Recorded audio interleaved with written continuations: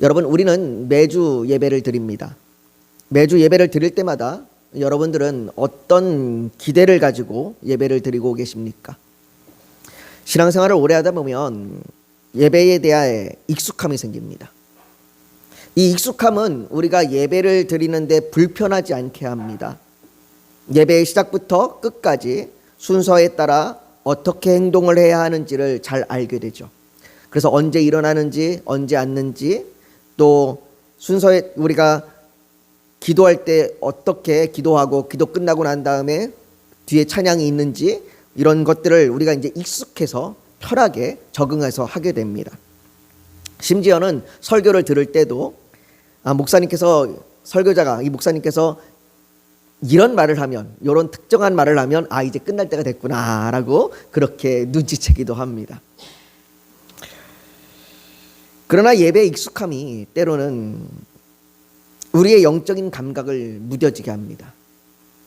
예배에 참석하여 익숙함으로 예배하지만 그저 형식적이고 무의식적인 반복만 될 뿐 하나님과 만남이 없는 예배로 끝납니다. 오늘 본문 23절에 아버지께서는 자기에게 이렇게 예배하는 자들을 찾으시느니라 라고 말씀하듯이 하나님께서는 예배를 통해 우리를 찾으십니다. 우리와 만나기를 원하십니다. 그런데 우리가 예배를 드리고 있으면서도 하나님을 만나지 못하고 돌아간다면 우리는 우리의 삶에 우리의 영적인 부분을 되돌아봐야 합니다. 예배는 단지 예배를 드리는 그 순간의 태도가 전부가 아닙니다. 내가 얼마나 정성스럽게 예배를 드렸느냐, 그것이 전부가 아닙니다.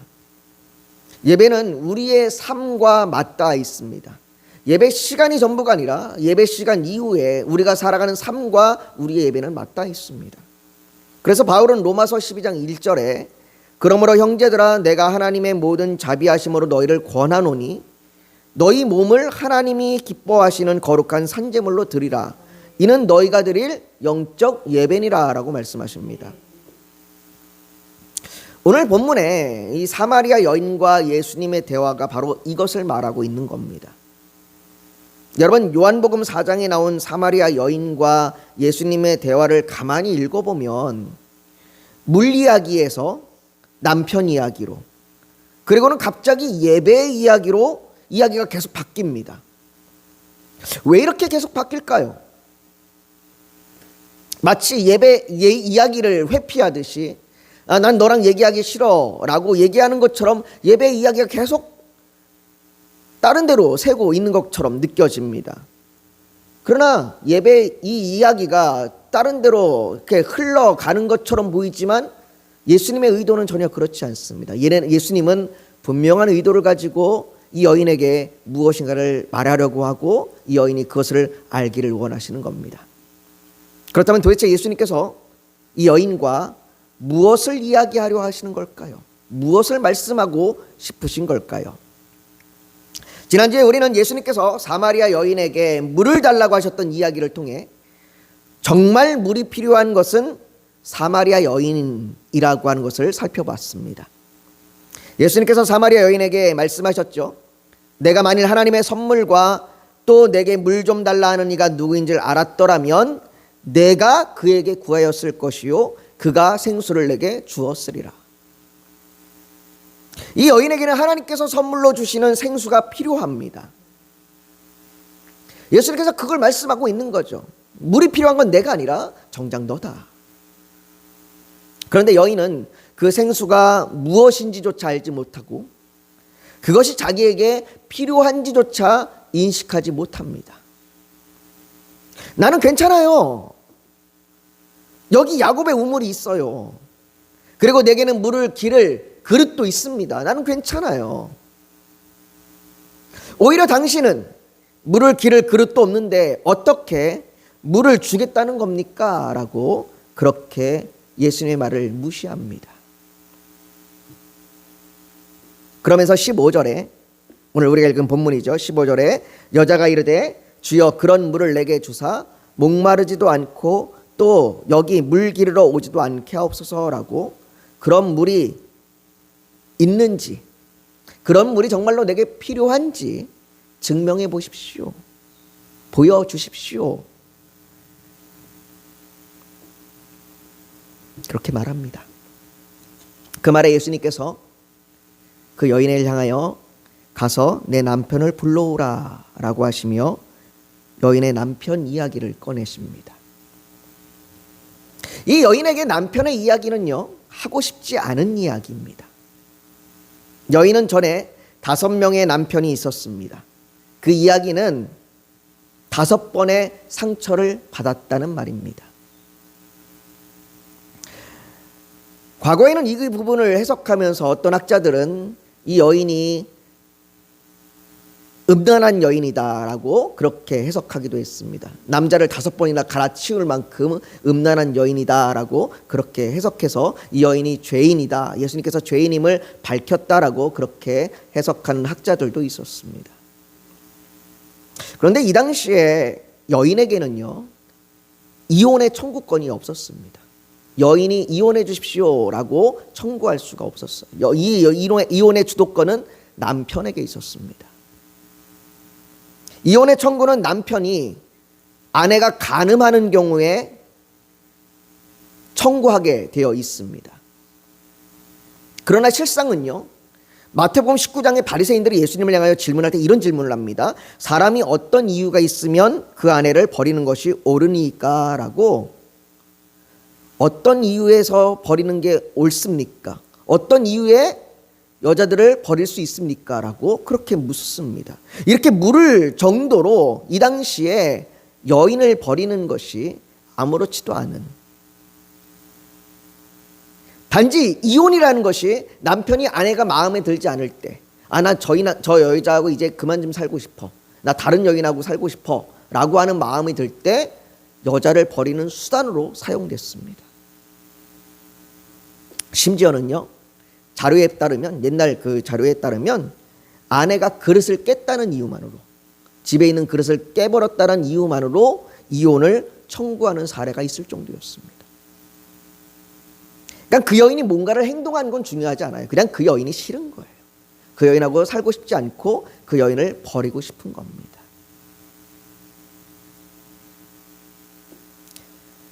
이 여인이 그렇게 5번의 버림을 받았습니다. 그런 이 여인이 지난날 남편들에게 얼마나 상처를 많이 받았겠습니까? 그리고 얼마나 많이 관계의 깨어짐을 경험했겠습니까? 여러분, 우리도 누구에게나 말하기 싫은 상처가 있고 관계의 아픔이 있잖아요. 이런 마음의 아픔은 겉으로 행복해 보이는 사람들에게도 있습니다. 어떤 사람들은 보면 되게 행복해 보이고 잘 사는 것 같아요. 뭐 이렇게 다 가진 것 같고. 그런데 실상을 보면 그들에게도 마음의 상처가 있고 아픔이 있습니다. 서울의 강남의 큰 교회에 부자들이 모여있는, 부자들이 많은 교회에 가도 그 부자들 중에도 하나님 앞에 눈물로 호소하며 마음의 상처를 기도로 외치는 사람들이, 그 여인들이 있습니다. 조선일보하고 서울대 건강문화사업단이 2025년 조사한 그 조사 결과에 따르면요, 우리나라 국민의 절반 정도가, 한 49% 정도가 우울감을 갖고 살아간답니다.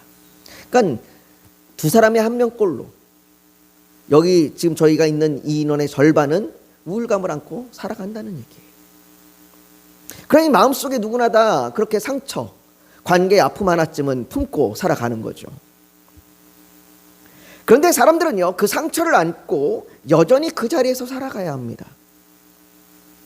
가정에서, 직장에서, 믿었던 사람들과의 관계에서, 심지어 교회에서 상처를 받고서도 여전히 그 자리에서 살아가야 하고, 또 깨진 사랑을 또 다른 사랑으로 찾는다는 말처럼 상처받은 관계를 다른 관계로 채우려고 하기도 합니다. 이 여인도 5명의 남편에게 상처를 받았고 관계가 깨어졌는데, 그것을 해결하기 위한 방법이 뭐냐면 다른 남자랑 또 사는 겁니다. 물론 이 당시에는 다른 남편이랑 다른 남자랑만 살아야만 삶의 안전장치를 유지할 수가 있었습니다. 혼자서는 이 당시에 여인이 살아갈 수 있는 그 일이 안 되는 상황이었습니다. 그래서 다른 남자를 만났고 그 남자와 함께 살고 있습니다. 그리고 그 남자와 다시 관계를 유지하려고 하는 거죠. 그런데 더욱이 그 남자는 이제는 남편도 아닙니다. 그런데 예수님께서 그 여인을 향하여 내 말이 맞다라고 말씀하십니다. 예수님은 이 여인을 밀어내지 않습니다. 여러분, 이 여인은요, 평생 자신을 받아주지 않는, 아무도 나를 받아주지 않는 인생을 살아온 여인입니다. 남편들이 다 나를 밀어냈어요. 남편들이 다 나를 거절했어요. 그런 인생을 평생 살아왔는데 예수님은 받아주십니다. 내 말이 맞아. 그래, 네 말이 맞아. 네가 남편이 없다고 하는 말이 맞아. 라고 인정해 주십니다. 여러분, 예수님은 죄와 허물이 가득한 우리를 밀어내시는 분이 아닙니다. 목마름으로 나오는 자들을 외면하시는 분이 아닙니다. 시편 32편 1절에 보면 허물의 사함을 받고 자신의 죄가 가려진 자는 복이 있다라는 말씀이 있는데, 이 말씀과 같이 우리에게 복이 있다라고 말씀하시는 분입니다. 너의 죄가 가려졌고 너의 허물이 사라졌다라고 말씀하시는 분이에요. 이처럼 자신을 받아주시는 예수님을 여인은 저분은 하나님의 뜻을 알려줄 선지자가 맞는 것 같아 라고 생각했습니다. 그래서 20절에 보니까 우리 조상들은 이 산에서 예배하였는데 당신들의 말은 예배할 곳이 예루살렘에 있다 하더이다 라고 묻습니다. 내가 생각할 때 당신은 선지자인 것 같습니다. 그러니 내가 궁금한 걸 좀 물어보겠습니다. 그러면서 이 여인이 갑자기 예배에 대하여 묻습니다. 왜 갑자기 예배에 대해서 물을까요? 이 여인은 갑자기 왜 예배에 대해서 궁금해했을까요? 지금 이분이 만약에 선지자라면 이분에게 가장 중요한 걸 물어볼 텐데 그 중요한 것이 이 여인은 왜 예배일까요? 지금까지 이 여인은 자신의 문제가 남편이라고 생각했습니다.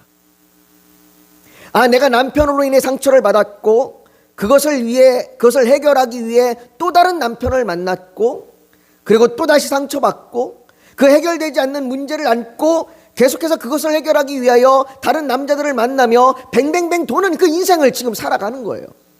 내게 남편은 문제구나. 내게 문제는 남편이구나. 내가 정말 좋은 남편 만나면, 정말 나를 아껴줄 남편 만나면, 정말 나를 사랑해줄 남편 만나면 내 문제가 해결될 텐데 라고 그렇게 생각했습니다. 마치 물을 먹어도 또다시 갈증이 오는 것처럼 그 여인은 계속해서 남편을 찾아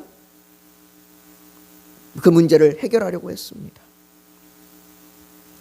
그런데 이제 이 여인이 알게 된 건 자신의 문제는 남편이 아니라는 겁니다. 자신의 인생의 남편으로 해결할 수 있는, 자신의 인생의 문제는 남편으로 해결할 수 있는 문제가 아니라는 거예요. 자신에게는 물이 아니라 생수가 필요한 거고 그 문제는 바로 예배의 문제인 거예요. 여러분, 이 여인에게는 사람인 남편이 아니라 신랑 대신 예수님이 필요한 거예요. 그래서 이 여인은 예배에 대해서 묻는 겁니다. 나의 문제는 예배의 문제구나. 다시 말해 하나님과 만나야 되는 문제구나. 근데 하나님과 만나는 문제인데 왜 특별히 예배를 끄집어냈을까? 당시 사마리아인과 유대인은요, 각각 그리심산과 예루살렘에서 따로 예배를 드렸습니다. 이들이 따로 예배를 드리는 이유가요, 신명기 12장 5절에 보면 이렇게 기록되어 있습니다. 오직 너희의 하나님 여호와께서 자기의 이름을 두시려고 너희 모든 지파 중에서 택하신 곳인 그 계실 곳으로 찾아 나아가서라고 말씀합니다. 이 말씀을 해석할 때에 사마리아인들은 창세기부터 신명기까지 창세기, 출애굽기, 레위기, 민수기, 신명기 요것만 성경으로 인식했어요. 그래서 여기에 나와 있는, 여기서 예배를 드렸던 장소, 여기서 하나님을 만났던 장소, 거기가 그리심산이야 라고 생각해서 이들은 그리심산에서 예배를 드렸습니다. 그런데 유대인들은 구약성경 전체, 창세기부터 말라기까지 전체를 다 하나님의 말씀으로 인식하고, 이 말씀에 봤더니 성전이 어디서 세워졌냐? 솔로몬이 예루살렘의 성전을 세웠고, 나중에 스룹바벨도 예루살렘의 성전을 세웠고, 그리고 지금 시대의 헤롯도 예루살렘의 성전을 세웠으니 우리는 예루살렘에서 예배를 드리는 것이 성경 말씀이 하나님 말씀에 맞아 라고, 그렇게 사마리아인들은 그리심산에서, 유대인들은 예루살렘에서 예배를 드린 거예요.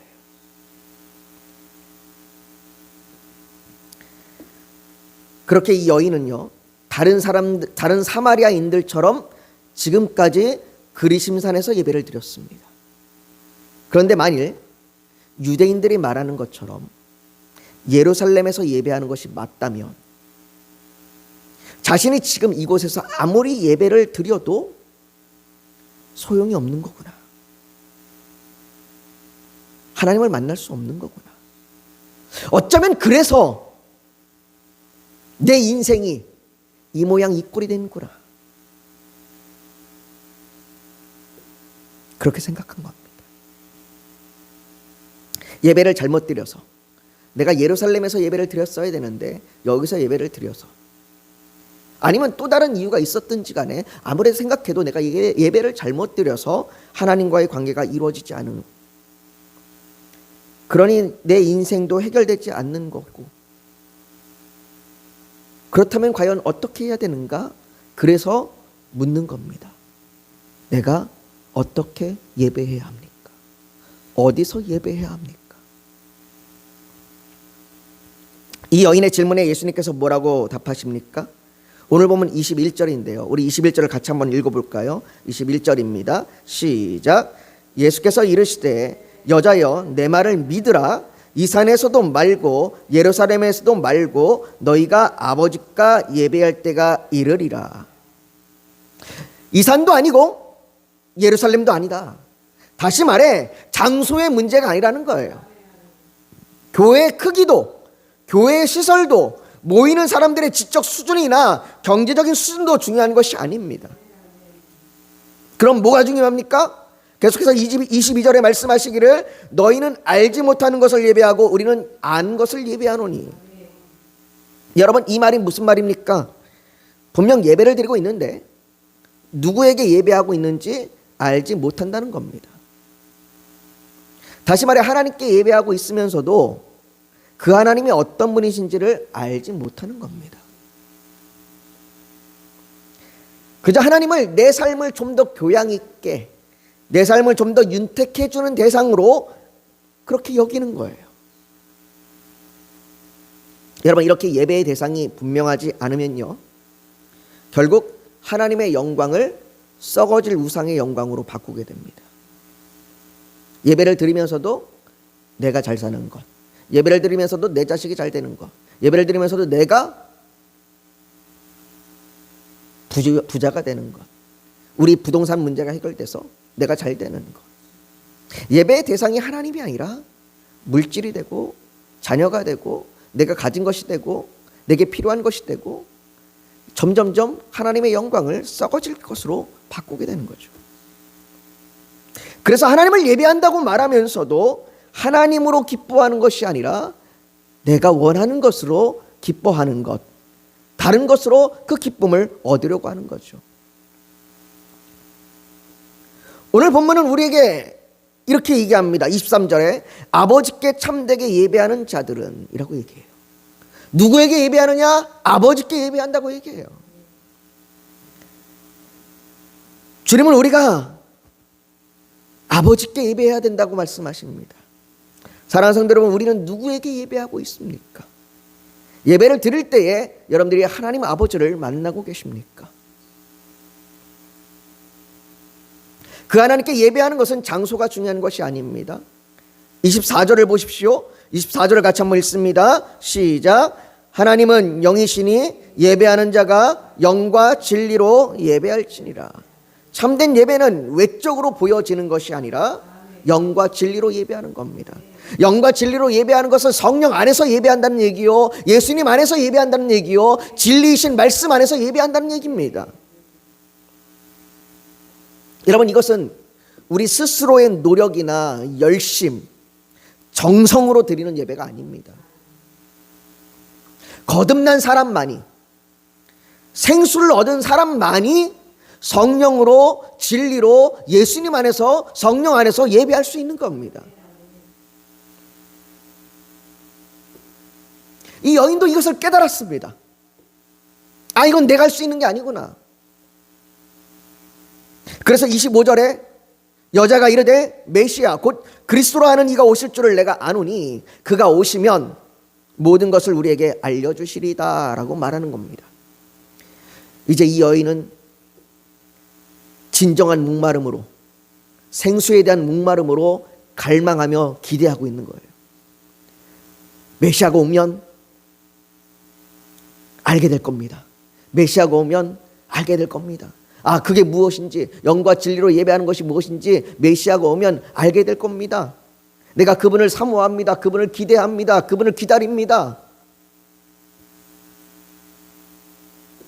그가 오시면, 그를 만나면 인생의 생수와 진정한 예배를 드리게 될 것이라고, 그렇게 예배가 회복되고 하나님과의 관계가 회복될 것이라고 그렇게 갈망하는 겁니다.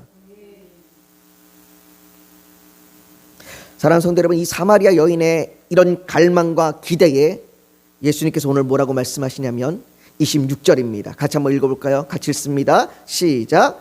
예수께서 이르시되 내가 말하는 내가 그라 하시니라.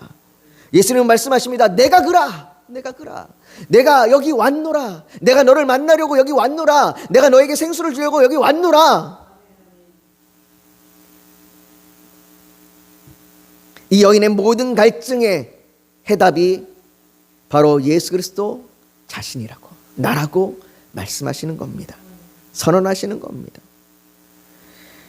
이 여인은 더 이상 남편을 통해 자신의 갈증을 해결하려고 하지 않습니다.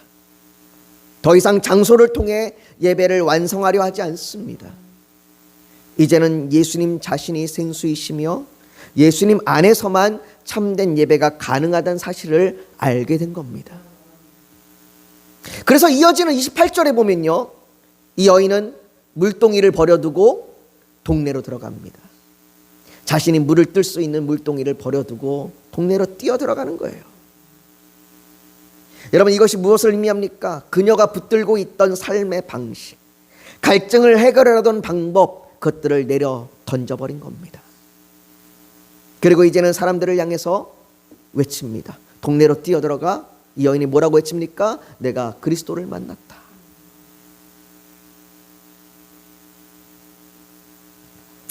사랑하는 성도 여러분, 우리도 매주 예배를 드립니다. 그러나 중요한 건 우리가 어떤 예배의 자리에 앉아 있느냐가 아니라 우리가 누구를 만나고 있느냐입니다. 혹시 우리는 여전히 다른 것으로 갈증을 해결하려고 하면서, 여전히 신앙생활하면서도 여전히 물질과 관계와 인기와 명성과 다른 것으로 목마름을 해결하려고 하면서 예배의 자리에 나오고 있지는 않습니까? 그렇게 여전히 채워지지 않는 갈증을 붙들고 있으면서 형식적으로 예배하고 있지는 않습니까? 주님은 오늘 우리에게 말씀하십니다. 내가 그라. 내가 너의 생수다. 내가 너의 예배의 대상이다 라고 말이죠. 그러므로 사랑하는 성도 여러분, 이제는 익숙함이 아니라 주를 향한 목마름으로 예배하십시오. 형식이 아니라 갈망으로 예배하십시오. 장소가 아니라 예수 그리스도를 향하여 예배하십시오. 그럴 때 하나님께서 찾으시는 예배자, 영과 진리로 예배하는 자, 우리가 그런 자로 서게 될 줄 믿습니다. 이 시간 우리가 오늘 말씀을 기억하며 같이 좀 기도했으면 좋겠습니다. 여러분, 우리가 비록 적은 수가 모여서 예배하지만 이 적은 수가 모여서 예배할지라도 하나님은 이 예배 자리에서 우리를 만나 주십니다. 그렇기에 우리는 이 예배에 하나님을 향한 갈망이 있어야 합니다. 하나님, 우리의 예배의 모습이 어떨지라도, 우리의 예배 형태가 어떨지라도 하나님, 우리가 오늘 주님을 향하여 갈망합니다. 주님, 내게 오셔서 나를 만나 주시옵시고 내가 영과 진리로 예배하게 하여 주시옵소서. 오늘 이 자리가 내가 주님과 만나는 자리, 주님 예배가 회복되는 자리가 되기를 소망하오니 주님, 내게 은혜를 부어주셔서 놀라운 예배의 회복이 내 안에 일어나게 하여 주시옵소서. 우리 시간 간절히 주님 앞에 그렇게 주여 한번 부르짖고 같이 기도하며 나아가길 원합니다. 같이 기도합니다. 거룩하신 아버지 하나님, 우리의 예배가 익숙함이 아니라 우리의 예배가 갈급함이 되게 하여 주시옵소서. 우리가 예배를 통하여 주님을 만나기를 소망합니다. 아버지 주여, 우리에게 말씀하옵소서. 아버지 주의 영으로 우리에게 말씀하여 주시옵소서. 우리가 예수님 안에서 하나님께 예배하게 하여 주시옵소서. 아버지, 우리가 영과 진리로 예배할 때에 우리가 하나님을 만나게 하여 주시옵소서. 우리에게 예배가 회복되게 하여 주시옵소서. 아버지, 우리에게 아버지 정말로 메마른 우리의 마음이 아버지 그 주의 성령의 비로 아버지 하나님 촉촉하게 젖어들게 하여 주시옵소서. 아버지 하나님 간절히 원합니다. 아버지, 우리 예배 가운데 하나님만이 높임을 받으시고 하나님만이 영광을 받아 주시옵소서. 아버지 하나님, 우리 교회를 붙들어 주셔서 아버지 이곳에 하나님의 백성들이 모여 함께 예배하게 하여 주시옵소서. 주의 택한 자들을 세우시고 불러 주시옵소서. 아버지, 우리에게 복음을 전할 수 있는 입술의 말을 주시고 아버지 담대함을 주시고 용기를 주시옵소서. 아버지 하나님, 우리 성도들을 붙들어 주셔서 어떠한 처지와 형편에서든지 흔들리지 않는 믿음을 주시길 원합니다. 믿음이 약하여 넘어지지 않게 하여 주시옵소서. 믿음이 약하여 믿지 못하는 자가 되지 않고 믿는 자가 되게 하여 주시옵소서. 아버지 하나님, 우리의 삶의 여러 가지 문제들을 주님 아시지요. 아버지 하나님, 우리의 삶의 문제들을 주 앞에 올려드리오니 붙들어 주시옵소서. 우리의 죄악을 용서하여 주시옵시고 아버지, 우리의 습관적인 죄악과 아버지 중독 가운데 아버지 하나님, 우리가 나음을 얻게 하여 주시옵소서. 자유함을 얻게 하여 주시옵소서. 아버지 하나님, 간절히 원합니다. 우리의 병든 육체를 치료하여 주시옵시고 우리의 마음의 상처를 만져 주시옵시고 우리의 깨어진 관계를 회복시켜 주시옵소서. 아버지 하나님, 우리의 부모를, 우리의 자녀를, 우리의 형제와 우리의 자매를, 우리의 친구를 아버지 하나님 구원하여 주시옵시고 그들을 만나 주시옵소서. 그들의 영혼들을 붙들어 주시옵소서. 아버지, 그들에게 축복하여 주시고 그들의 삶을 주의 길로 인도하여 주시옵소서. 아버지 하나님, 우리의 삶에 갈급한 아버지 하나님 간절한 기도의 제목을 주님 아시오니 그 기도의 제목들마다 하나님의 뜻대로 이루어지게 하여 주시옵소서. 아버지, 우리가 하나님의 뜻을 알아 주의 뜻을 구하게 하여 주시옵소서. 아버지 하나님, 우리에게 그렇게 지혜를 주시고 우리에게 이길 수 있는 힘을 주시고 아버지, 우리에게 평안을 더하여 주시옵소서. 모든 것 주 앞에 올려드리며 예수님의 이름으로 기도하옵나이다. 아멘.